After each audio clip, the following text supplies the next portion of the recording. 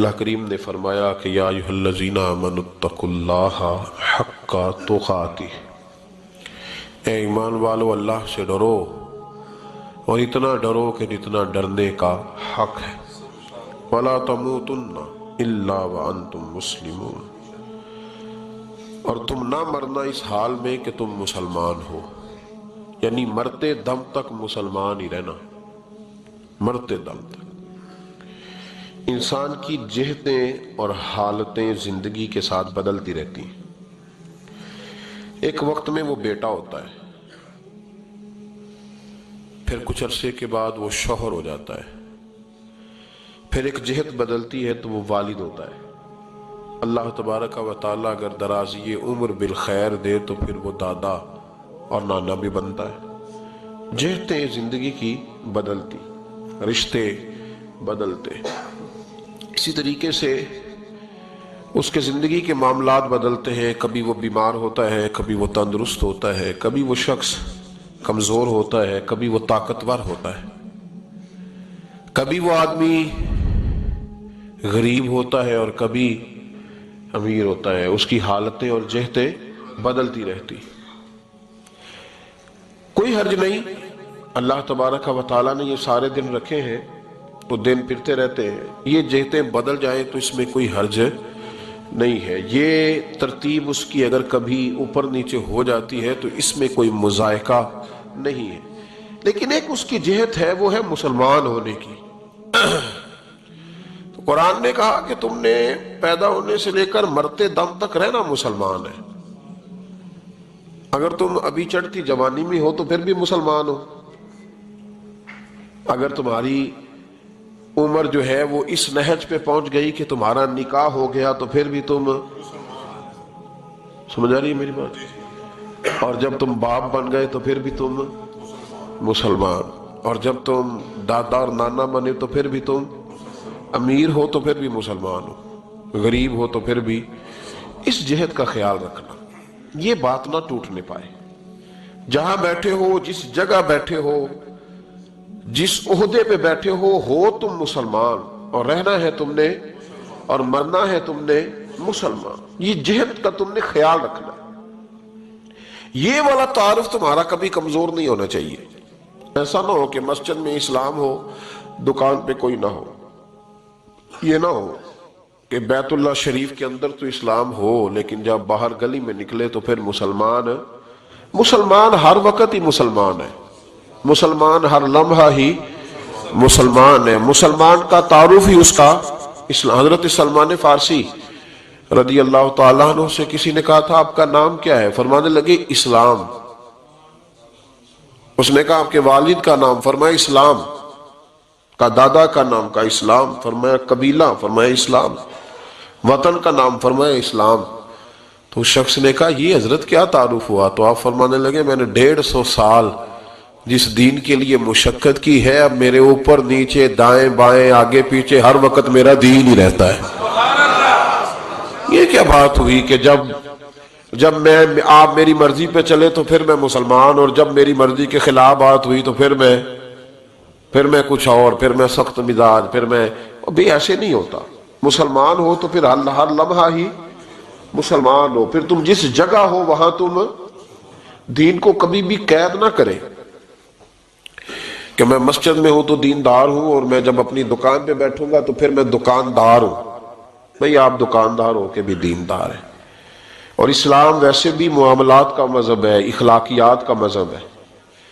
عبادات ضرور اس کا لازمی جزو ہے، لیکن اسلام معاشرے کی بات اور معاشرت کی بات کرتا ہے۔ ہمیں اپنے رویوں میں وہ تبدیلی بہرحال لانی پڑے گی جس سے چلتا پھرتا بھی مسلمان کسی کو اچھا لگے، جس سے گلی کوچے میں چلتا ہوا مسلمان اپنے دین کا نمائندہ محسوس ہو۔ لیکن بڑا خوبصورت اور بڑا میٹھا اور بڑا شاندار مسلمان، مسجد میں بڑی اچھی اس نے نماز پڑھی، وضو بڑا اچھا کیا، لیکن جب وہ گلی میں گیا تو کیلے کا چھلکا اس نے گلی میں پھینک دیا، اور جب اس نے بسکٹ کھایا تو اس کا ریپر اس نے گلی اور چوک میں پھینک دیا۔ تو مسلمان تو اس کو کہتے ہیں جو ہر لمحہ مسلمان ہو، وہ کسی کو تکلیف دے سکتا مطلب ویسے وہ بڑا پکا کھرا سچا مسلمان تھا، لیکن جب وہ اپنا گھر بنانے لگا نا تو گٹر اس نے اونچا کر کے بنایا، اور اپنی موٹر سائیکل گزارنے کے لیے اس نے 3 فٹ جگہ گھیر لی ہے گلی کی۔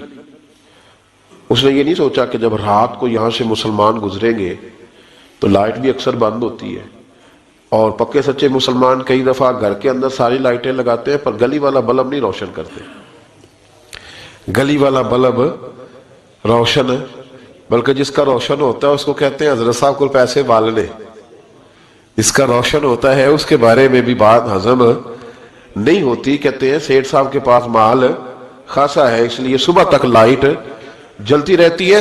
مطلب آپ انداز میں اکثر کہتا ہوں کہ 1.5 کروڑ کا جس کا مکان ہے نا وہ 10,000 روپیہ گلی میں لگانے کو تیار نہیں ہوتا۔ تو بھئی یہ کون سا مذہب ہے، یہ کون سا دین ہے جس کے اندر آپ، اور واپس آئے گا نا جب یورپ سے گھوم کے، یو کے سے گھوم کے، دبئی سے گھوم کے، تو کہے گا بھئی وہ لوگ نہیں سڑک پہ ریپر پھینکتے۔ میرا سوال ہے کہ تم نے وہاں پھینکا تھا؟ جی گاڑی میں سفر کرتے ہیں نا بیرون ملک، ہم پھینکتے ریپر؟ چلے اللہ سب کو مکے مدینے کی زیارت کرائے، تو وہاں پھینک دیتے ہو ریپر، تو یہاں کے کیوں پھینکتے ہو؟ وہاں کوئی گاڑی کے اندر اضافی بکس بنا ہوا ہے ریپر رکھنے کا؟ بولے اسی شاپر میں رکھتے ہیں نا ساری چیزیں، تو اس شاپر میں یہاں نہیں رکھ سکتے؟ لیکن ہمیں مزہ آتا ہے، اور لیکچر بھی ساتھ ساتھ چل رہا ہے، گاڑی کے اندر لیکچر ساتھ ساتھ دے رہا ہے کہ جی وہاں نہیں ایسا ہوتا، سبحان اللہ، تو یہاں کیوں ہو رہا ہے؟ کوئی خلائی مخلوق رہتی ہے وہاں؟ یہ گلیاں کس کی ہیں؟ ہماری نہیں؟ سڑکیں کس کی ہیں؟ ہماری نہیں؟ کھیت کھلیان کس کے ہیں؟ ہمارا وطن نہیں؟ کون کیوں کسی کا انتظار کر رہے ہو کہ باہر سے آئے گا تو کوئی خیال کرے گا؟ میرے رسول کریم علیہ السلام کی بارگاہ میں حضرت ابو بردہ رضی اللہ تعالیٰ عنہ حاضر خدمت ہوئے صحابی۔ ہم لوگ سمجھتے ہیں کہ دین بڑے بڑے لمبے چوڑے کام کرنے کا نام مذہب ہے، بڑے بڑے لمبے کام، جناب 450 فٹ کا بور کراؤ ہر گلی میں، اوپر پھٹی لگواؤ کہ یہ فلانے کے سال ثواب کے لیے ہے تو یہ بڑا کام ہے، یا جناب ایز اے اسپیشل کوئی ہاسپٹل ہی بناؤ تو یہ بڑا کام ہے، کوئی آپ جناب بہت بڑا ادارہ بنوا کے، اور ہمارے ہاں تو بہت سارے پروجیکٹ رکے رہتے ہیں صرف اس لیے کہ پھٹی کا مسئلہ ہوتا ہے کس نے لگوانی ہے کس نے نہیں لگوانی، تختی کا مسئلہ ہوتا ہے۔ ہمارے ہاں تو اتنا بڑا حادثہ ہو گیا نا سائی وال کا، حکومت اپوزیشن سارے اس چکر میں ہے کہ میں نے آواز اٹھائی ہے تو مسئلہ حل ہوا ہے، سب اس چکر میں رہتے ہیں سب، اور جن کی ذمہ داری سی وہ کہتے ہیں میں ابھی صدمے میں ہوں، میں تو وہ ساری خبر پڑھ نہیں سکا، سارا کچھ دیکھ نہیں سکا، اس لیے کہ میرے بھی بچے ہیں چھوٹے چھوٹے، تو وہ دیکھا ہی نہیں جاتا، وہ جس کے سینے میں دل ہے وہ دیکھ سکتا، وہ نہیں دیکھ سکتا۔ اور یہاں لوگ کہتے ہیں کہ وہ ابھی صدمہ ہے تو تھوڑا گزرے گا، تو حضرت صاحب سیاسی بات ہے تو اس پہ نہ ادھر ادھر کی تو بات کر، یہ بتا کہ قافلہ کیوں لٹا، مجھے رہزنوں سے غرض نہیں، تیری راہبری کا سوال ہے، تیری راہبری کا سوال ہے۔ ان بچیوں کے کبھی معصوم چہرے دیکھو نا، معصوم سے چہرے، تو وہ مجھے ایسے لگتا ہے کہ سوال بھی کوئی نہیں آنکھوں میں، میں کس کے ہاتھ پہ اپنا لہو تلاش کروں، تمام شہر نے تو پہن رکھے ہیں دستانے، کہاں تلاش کروں؟ لیکن لہو کا ایک کمال یہ ہے کہ خون پھر خون ہے، یہ ٹپکے گا تو جم جائے گا، دست قاتل پہ جمے یا کف صحرا پہ جمے، یہ جم جایا کرتا ہے، یہ باز یہ جم جاتا ہے، یہ اپنی نشانی چھوڑ جاتا ہے۔ سنو، امیر المومنین خلیفۃ المسلمین حضرت عمر فاروق نے کہا تھا، فرات کے کنارے، نہر فرات کے کنارے سخت گرمی اور پیاس میں اگر کوئی کتا مر گیا نا، کتا تو اللہ قیامت کے دن عمر سے پوچھے گا کہ حکومت تیری تھی تو اس کو پانی کیوں نہیں ملا تھا، تیری گورنمنٹ میں پانی کیوں نہیں ملا؟ کیا بات کرتے ہو صاحب۔ اور یہاں میں نے کہا کہ سب نمبر گیم کے چکر میں ہیں، سب نمبر گیم کے چکر میں کہ میں نے ایسے کیا تو فلاں نے ایسے کیا۔ اللہ تبارک و تعالی بڑا کریم ہے، جمعہ کا دن ہے، یہ دعا کرو دل سے کہ یا اللہ اگر تو حضرت عمر فاروق کے بعد حضرت عمر بن عبدالعزیز کو بھیج سکتا ہے تو کسی اور کو بھی بھیج دے، تو قادر مطلق ہے نا، مہربانی فرما، اب غرباء پر، مساکین پر، کمزوروں پر رحم فرما، اب فضل فرما۔ وہاں تو یہ حال تھا کہ حضرت زید بن، یہاں تو کہتے ہیں نا غلطی سے ہو گیا، حضرت زید بن حارثہ کہتے ہیں کہ جنگ کا موقع تھا، تو ایک شخص کفر کی طرف سے لڑتا آ رہا تھا، کفر کی طرف سے. فرماتے میں نے جب وہ میرے قریب آیا لڑتے وقت تو حضرت زید بن حارثہ کہتے میں نے تلوار اٹھائی اور میں مارنے لگا تو اس نے کلمہ پڑھنا شروع کر دیا، لا الہ الا اللہ محمد رسول اللہ صلی اللہ علیہ وسلم. تو حضرت زید بن حارثہ کہتے ہیں میں نے کہا اچھا اب موت نظر آئی ہے تو کلمہ یاد آ گیا ہے، تو کافر ہے. تو اس نے تلوار سے بچنے کے لیے کلمہ پڑھ رہا، کہتے میں نے ماری تلوار گردن اڑا دی. پھر میں حضور کی بارگاہ میں حاضر ہوا. میں نے کہا یا رسول اللہ آج جہاد کے وقت ایک انوکھا واقعہ ہوا، ایک بندہ کفر کے ساتھ لڑ رہا تھا اور جب میں تلوار مارنے لگا تو وہ کلمہ پڑھ رہا تھا. حضور میں سمجھ گیا کہ تلوار سے بچنے کے لیے کلمہ پڑھ رہا ہے. حضرت زید بن حارثہ کہتے ہیں حضور کی آنکھیں غصے سے سرخ ہو گئی. نبی کریم فرمانے لگے تو نے دل پھاڑ کے دیکھا تھا کہ وہ تلوار سے ڈر کے کلمہ پڑھ رہا ہے؟ جب وہ پڑھ رہا تھا کلمہ تو پھر تو کس طرح کا مجاہد ہے جس نے کلمہ پڑھنے والے کی گردن اڑا دی؟ وہ پڑھ رہا تھا کلمہ تو تجھے قبول کرنا چاہیے تھا. میرے بھائی یہ بڑا محتاط معاملہ ہے، لیکن مسئلہ یہ ہے کہ یہ کچھ دنوں تک یہ باتیں رہتی ہیں، پھر آہستہ آہستہ میری آنکھوں سے بھی رخصت ہو جائیں گی، آپ کی نظروں سے بھی رخصت ہو جائیں گی، لیکن وہ دو بیٹیاں ساری زندگی نہیں بھلا سکتی. ان کے لیے تھوڑا سا مشکل ہے. ان پر جو طوفان تیزی سے گزرا ہے نا، گزرا تو چند منٹوں میں ہے لیکن صدیوں تک اس کی گونج رہے گی، صدیوں تک. اللہ تبارک و تعالیٰ کوئی فضل کر دے. آپ تو ہم دعاؤں والی جگہ پہ آ گئے ہیں، چونکہ میری قوم تو انویسٹر ہے نا ان سب کی. میری قوم انویسٹر ہے، وہ انویسٹ کرتی ہے ان لوگوں پہ، ان کو لاتی ہے، بناتی ہے، خرچے کرتی ہے، پوسٹر چھاپتی ہے، شرم نہیں آتی، حیا نہیں آتی، ایسے لوگوں کو لاتی ہے. اور پھر کیا مطلب بات کی جائے. اور میں نے اس وقت بھی کہا تھا، میں پھر کہتا ہوں اور ببانگے دوہل کہتا ہوں کہ نمبر پلیٹیں بدلنے سے گاڑیاں ٹھیک نہیں ہوتی. نمبر پلیٹیں بدلنے سے گاڑیاں ٹھیک نہیں ہوتی. گاڑی کا انجن بدلنے سے پھر ہی اس کا دھواں ختم ہوتا ہے.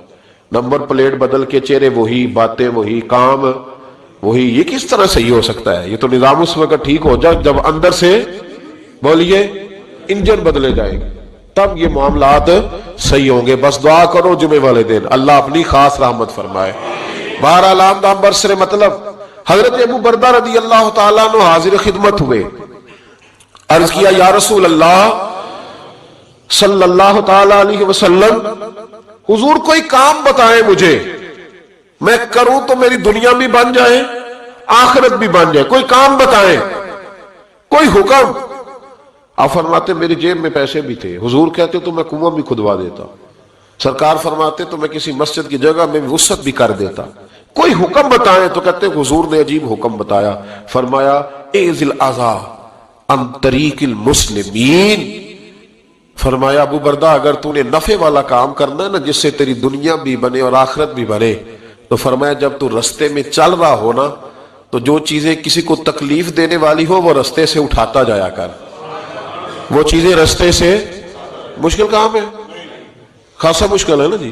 رستے سے چیزیں اٹھاتے جایا کر. یہ وہ کام ہے جس سے تیری دنیا بھی بنے گی اور تیری آخرت بھی بنے گی، تجھے نفع ملے گا. تکلیف دینے والی چیزیں رستے سے اٹھا.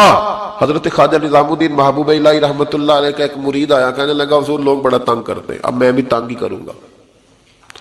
ہمارا دعویٰ ہے نا کہ میں اچھے کے ساتھ اچھا ہوں اور برے کے ساتھ، یہ کوئی کمال کی بات ہے. برے کے ساتھ تو سارے ہی برے ہوتے ہیں، اچھے کے ساتھ تو سارے ہی.